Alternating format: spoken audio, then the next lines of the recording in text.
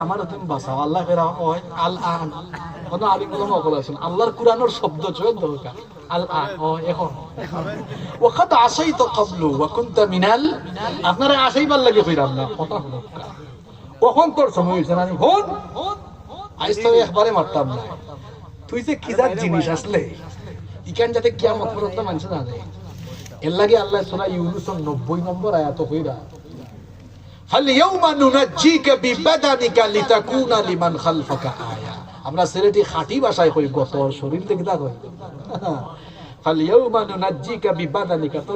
তোর শরীর সেন্টার আমি কিয়ামত পর্যন্ত রাখমু তুই কি জাত জিনিস আসলে তোর ভাই ছায়া ছায়া জানো ফেরাউন চরিত্রের মানুষে ফেরাউন গিরির শেষ পরিণতি জানতে পারে শিক্ষা দিতে পারে আল্লাহ কি তোরে টাটকা শুটকি বানাইয়া রাখলো পৃথিবীতে কেউ স্থায়ী হয় না হোক না সে